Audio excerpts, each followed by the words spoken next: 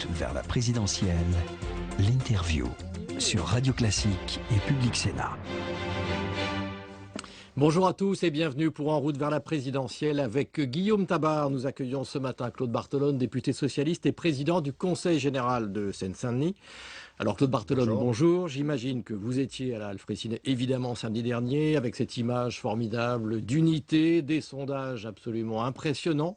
Est-ce qu'au fond, ça n'est pas un peu trop et un peu trop tôt tout ça ? Nous serions bas et divisés, vous m'auriez posé la question inverse. Donc, à tout prendre, je préfère partir avec ces sondages et ce rassemblement. On l'a vu la dernière fois, lorsque les socialistes ne sont pas rassemblés, c'est un handicap. Et lorsque vous devez courir après l'idée de la gauche peut gagner, c'est toujours très compliqué. Donc, on va faire avec, mais en sachant que rien n'est fait. C'est au moment du vote que l'on saura exactement où nous en sommes et ce que sera le nouveau cours politique, économique, social, environnemental de la France. Quelle campagne faire pour François Hollande à partir de maintenant, compte tenu à la fois du projet socialiste, de son projet à lui, et en même temps un statut d'hyper favori, alors que, a priori, son principal adversaire ne s'est pas encore déclaré, il ne va pas se déclarer tout de suite. Ah, écoutez, il n'a pas besoin de se déclarer. Sarkozy est en campagne depuis qu'il a été élu. Il n'y a pas une phrase, pas un propos, pas une manière d'agir de Sarkozy qui ne démontre qu'il est candidat. Non, je pense que pour François Hollande, maintenant, à la fois, il faut qu'il respecte les étapes qu'il s'est déjà fixées. Il doit être attentif à la situation européenne pour réagir. Il doit être attentif à chaque déclaration de Nicolas Sarkozy pour répondre et indiquer une autre orientation. Et puis, vous savez, il a déjà des rendez-vous programmés. Il a les rendez-vous de la constitution de son équipe, le fait de devoir maintenant traduire le projet en programme présidentiel, parce qu'on ne peut pas demander à un candidat simplement de prendre le projet et de l'appliquer. Il doit mettre sa patte à ce projet. Et puis, au mois de janvier, on y sera. Vous savez, ça va aller très très vite. Guillaume Tabar. Gilles soulignait l'image d'unité samedi à la Alfrécinet. Alors, sans revenir trop sur le passé, mais malgré tout, cette primaire a été remportée au terme d'une bataille âpre entre François Hollande et Martine Aubry. Vous-même, vous souteniez fortement Martine Aubry. Ça vous fait quel effet de voir aujourd'hui que c'est François Hollande qui l'a emporté? Est-ce que vous craignez aussi que les soutiens de Martine Aubry soient malmenés ou oubliés de la future équipe de campagne? Écoutez, je ne pense pas que ce soit la tonalité qui est celle de François Hollande. Et puis, vous savez, on a une grande facilité. C'est que on pouvait se poser des questions les uns et les autres sur l'incarnation à la fois du rassemblement et du projet. Je pensais, et c'est pour ça que j'avais fait le choix de Martine Aubry, que son poste de premier secrétaire pouvait faciliter cela.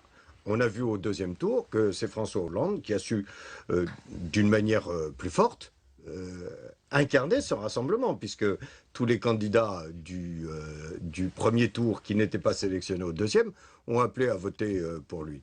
Et puis, voyez, je vais vous dire une chose. Je pense que jamais il y a eu autant de moteurs de rassemblement allumés au sein du Parti socialiste. Pourquoi? Parce que on est tous conscients d'une crise qui s'abat sur les Français et sur les territoires que nous n'avons jamais connus générationnellement. Secondo, il y a un élément, je préfère en parler parce que c'est un élément factuel.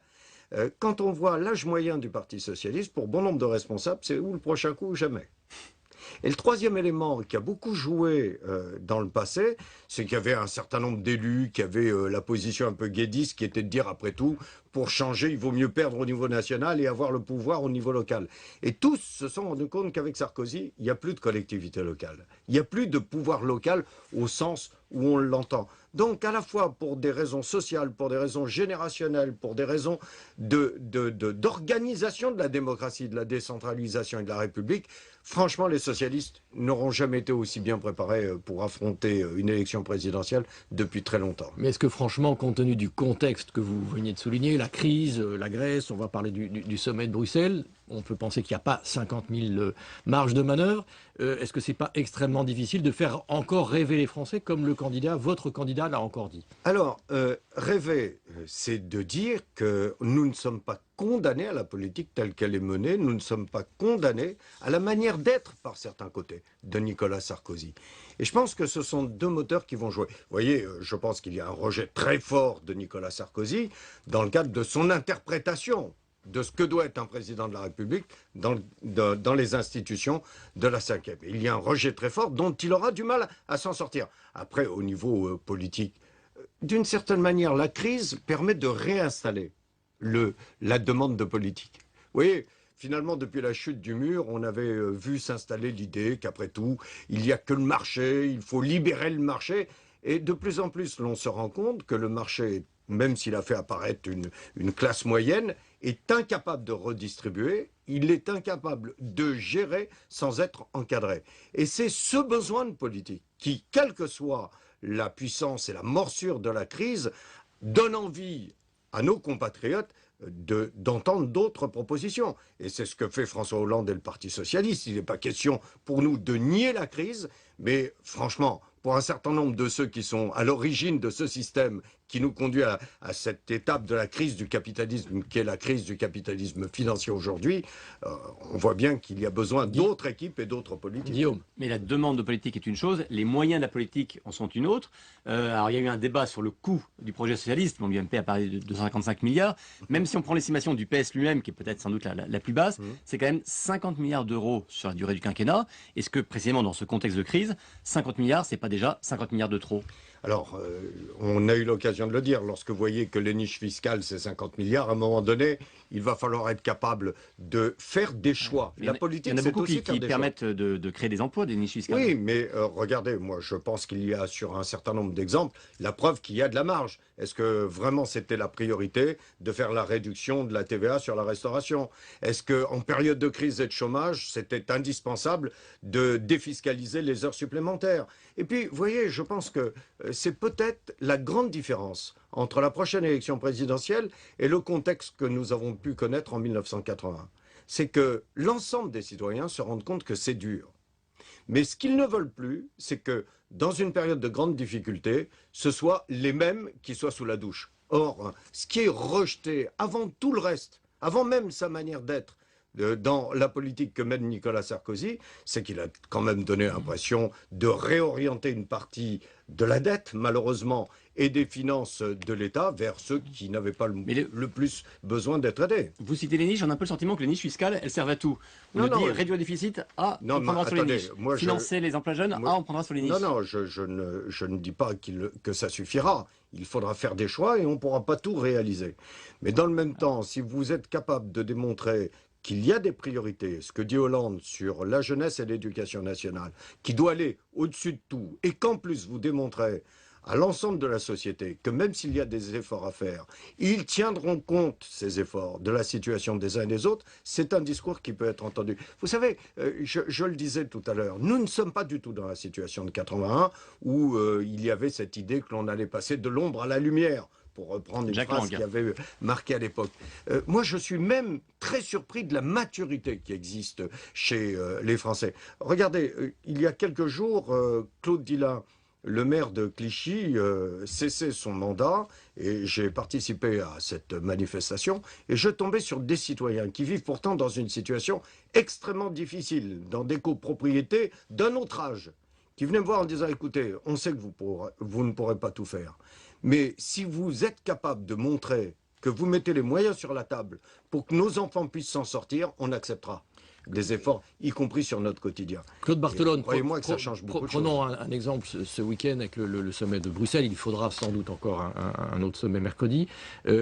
Imaginons un François Hollande à Bruxelles ce week-end. Est-ce qu'il ferait très très différemment de Nicolas Sarkozy, franchement, compte tenu du contexte? Alors, je vais vous dire une chose. Je pense qu'on ne peut pas isoler ce moment de Bruxelles ce week-end avec les 4 ans et demi qui viennent de s'écouler. Parce que je pense qu'il y a eu quelque chose de très présent pendant tout le week-end, c'est la dégradation des relations entre la France et l'Allemagne. Et y compris les relations personnelles entre Mme Merkel et M. Sarkozy. Et s'il y a quelque chose qui doit être réinstallé, et François Hollande a eu l'occasion de le dire, c'est la force du couple franco-allemand. Aujourd'hui, l'on voit bien qu'il y a une telle méfiance qu'il est même plus possible de dire aux Allemands... Il y a aussi des situations économiques qui sont différentes. Donc, situations économiques différentes, mais qui peuvent aller dans la même direction. Parce que, vous voyez, on vit avec le mythe de l'Allemagne qui fait une grande partie de ses excédents de commerce extérieur avec la Chine. Non, le premier point de commerce extérieur de l'Allemagne, c'est l'Europe. Or, demain, si l'Allemagne devait voir un certain nombre de ses clients européens appauvris, ils en subiraient les conséquences. Regardez le deuxième point.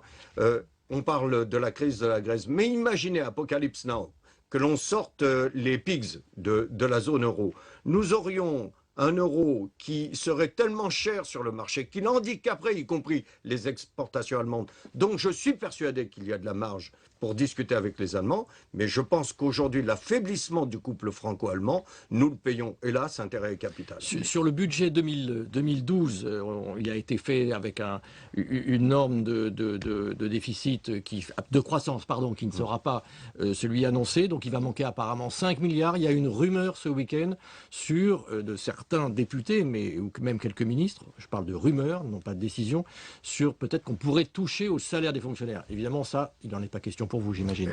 Franchement, si on doit parler, c'est ce que je vous disais au début de cette émission, si l'on doit parler de sacrifices, commençons par les endroits où ils seront plus faciles à faire. Vous voyez, je crois que là, c'est peut-être le cœur de la victoire de François Hollande. C'est qu'aujourd'hui, prochaine, si jamais nous gagnons, bien entendu, c'est qu'aujourd'hui, les Français ont l'impression que dès que l'on réclame un effort, c'est toujours au même qu'il est réclamé, les fonctionnaires, les retraités, les chômeurs, et ça ne pourra pas continuer. Guillaume. Je reviens quand même sur ce que vous avez dit sur le couple franco-allemand, parce que le problème n'est pas la dégradation personnelle des relations entre Sarkozy et Merkel, c'est que Mme Merkel refuse précisément d'assumer et de payer pour le reste de la zone euro. Or, les socialistes ont une position encore plus en pointe que Nicolas Sarkozy sur la prise en charge communautaire des pays les plus fragiles, comme la Grèce. Alors comment vous allez convaincre davantage Mme Merkel que Nicolas Sarkozy ne le fait aujourd'hui? Pourquoi je vous dis que quand même la dégradation du couple franco-allemand, on le paye cher? C'est que là, les Français vont être en élection en 2012, les Allemands en 2013, mais il n'y a aucune vision commune de ce que pourrait être l'Europe.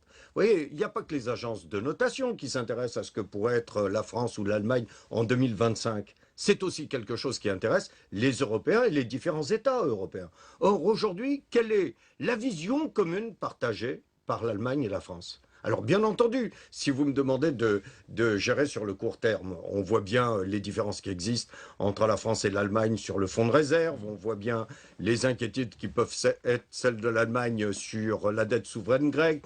On voit bien comment les Allemands peuvent avoir l'idée de dire que ce sont plutôt des banques françaises qui portent la dette souveraine des pays qui sont en difficulté. Donc on va leur passer une plus grande part du bébé à porter. Mais je pense que, vous voyez, même s'il va falloir aborder cela, et c'est difficile, hein, je ne dis pas qu'il y a une solution. Les eurobonds, par exemple, elle n'en veut absolument pas. Comment? Les eurobonds que propose le PS. Bien sûr, mais dans le même temps, vous voyez, on ne pourra pas simplement constater que nous sommes en désaccord sans dire qu'il y a une autre voie européenne possible. Je pense que nous avons une grande force, c'est que ni les Allemands ni les Français ne veulent l'explosion de la zone euro. Maintenant, il va falloir, pour réussir à tomber sur un accord de court terme, avoir une vision commune sur le moyen et le long terme. Sinon, très brièvement, Claude Barthelone, et on parle encore une fois de la dette, mais là on s'intéresse à votre département. Oui. Compte tenu du démantèlement de Dexia, vous en êtes où de vos taux d'endettement dans votre département? Alors, vous voyez, là, malheureusement, par certains côtés, on parle de la même chose. C'est cette finance folle qui a proposé à des collectivités locales de finalement rémunérer des emprunts faits sur le court terme avec des taux d'intérêt sur le long terme. Comment pouvez-vous imaginer que l'on puisse accepter par la loi et dans la pratique qu'un conseil général ou quelquefois même des communes de moins de 10 000 habitants aient leurs dettes qui repose sur le taux d'intérêt comparé entre l'euro et le franc suisse? Non seulement il faudra interdire ces prêts qui reposent sur d'autres indices que ceux de la zone euro, mais dans le même temps, là, il va falloir aider les collectivités locales, parce qu'aujourd'hui, par exemple, pour la Seine-Saint-Denis, ce sont des taux d'intérêt entre 25 et 30%. Merci beaucoup Claude Barthelone. C'était donc ce matin en route vers la présidentielle avec Guillaume Tabar. On se retrouve demain. Merci à tous et bonne journée. Merci à vous.